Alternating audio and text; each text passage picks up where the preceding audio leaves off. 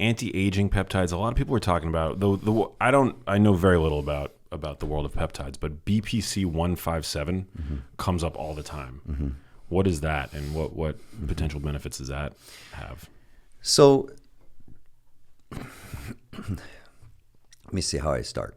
The anti-aging, I hate that word, but I consider all these things are about not anti-aging, but it's bringing back cell efficiency. It's bringing back cell flexibility, because it always comes back to metabolism being effectively utilized by a cell. When something goes wrong in disease, in cancer, immunity problems, neurodegenerative problems, metabolic changes occur. It's that simple, but yet very complex. But going back now, that's one answer. Yeah. I get it. I agree with you. The other answer, so BPC 157 is a peptide that was actually patented by a group in Croatia, very brilliant group of doctors, and Dr. Sideric, who is a person that I spent a lot of time communicating with a long time ago, who actually was the first one to synthesize BPC 157, which is it resembles a peptide that is produced in the gut. Interesting. Gastric juice, right? Yeah. It's similar. We all say it's the same, but it's very similar. And it was something to, it was a response type of peptide to stress, to adapt to. Actually, when the body goes through stress, there's things that happen, and you can get catabolism breakdown. Well, then you have to have rebuilding. Well, BPC is more of something to encourage rebuilding. Interesting. Yeah.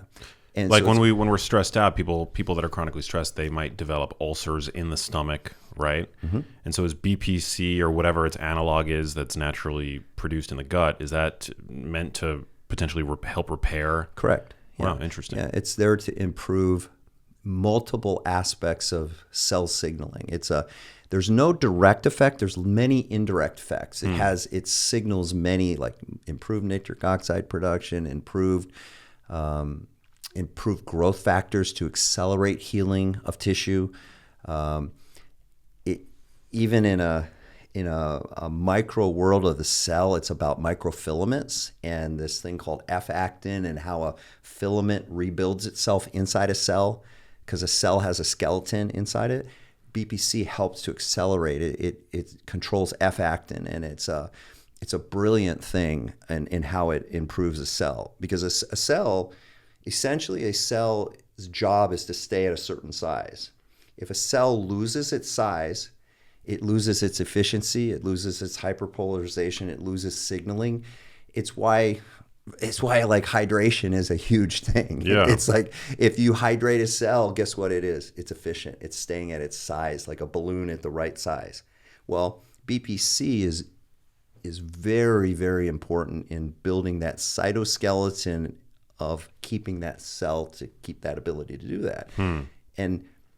And if we think about it, if a cell starts losing the ability to control that rebuilding, it's not becoming efficient anymore. It's losing its efficiencies, it's losing its flexibility, and then all these other things happen inside a cell.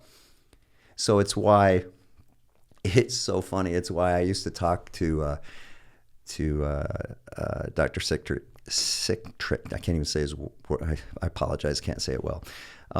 I used to talk to him a lot about things we were doing here in the U.S., and he'd say, Dr. Seitz, why you do all these things? All you need is BPC 157. Interesting.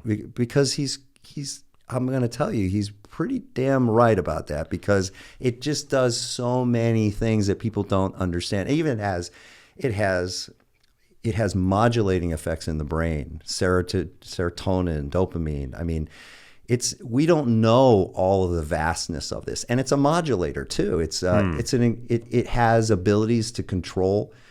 I won't. That's so crazy, and I know that you can take it like orally. You can inject it at like sites of injury.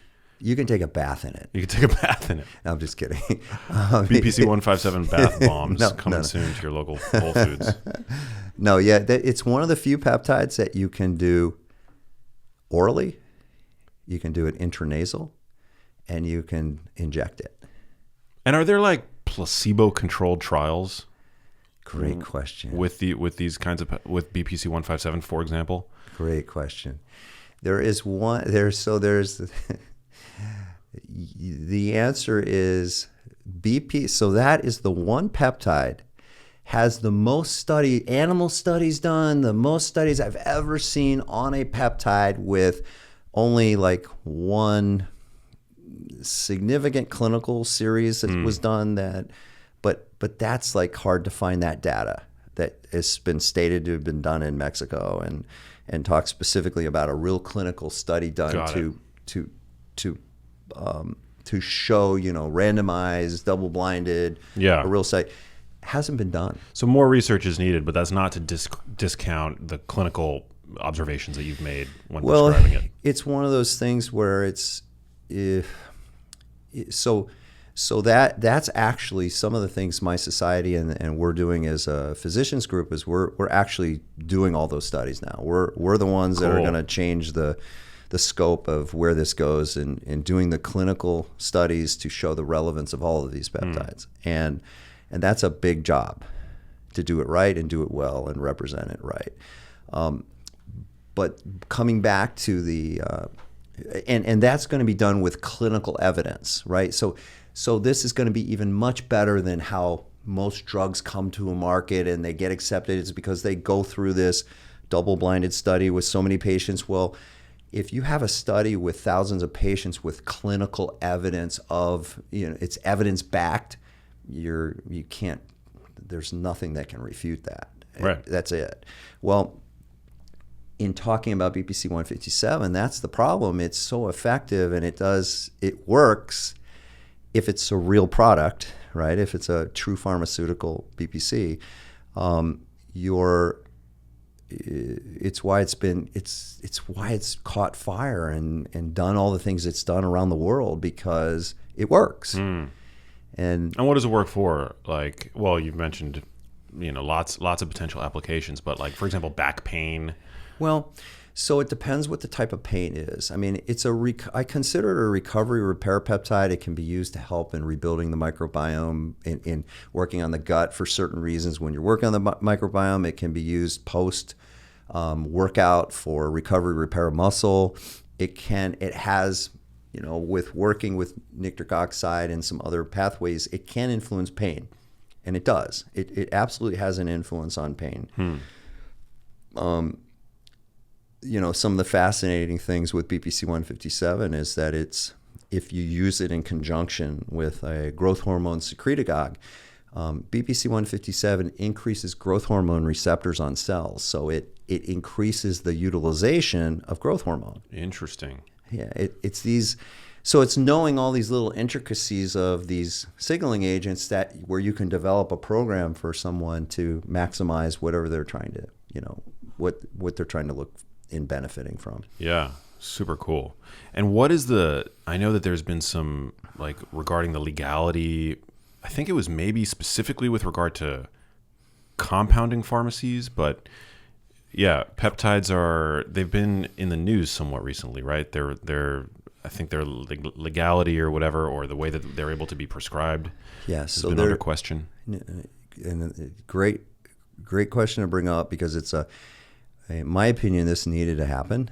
I think the FDA has made some very smart moves in looking. This is why the research and the evidence needs to be presented to show the proper use of these peptides. And what they have done is they've not stopped doctors from prescribing them. They've not stopped patients from using them. They've gone to sources of trying to cut a source off of where they feel that there hasn't been the enough due diligence. Yeah, which is a shame because I'm going to tell you that most of these compounding pharmacies do it better than the pharmacies do it. Like traditional, they are under scrutiny like no one else, and they do things to a much higher level than a typical pharmacy would have to the standards they would have to meet. So it's in my opinion, I don't think it was the right way to do it, but I knew it was coming, and I know it had to be done. And it's for me, I think it's been an excellent thing for my patients, because it's going to force this process to happen the way it needs to happen, and that's to show the data and change some of these rules, which is my goal in working with the FDA and working with a select group of physicians here and around the world to put this all forth here in the next 3-4 years. Yeah. As a physician specializing in prevention. Hey, if you like that video, you need to check out this one here, and I'll see you there.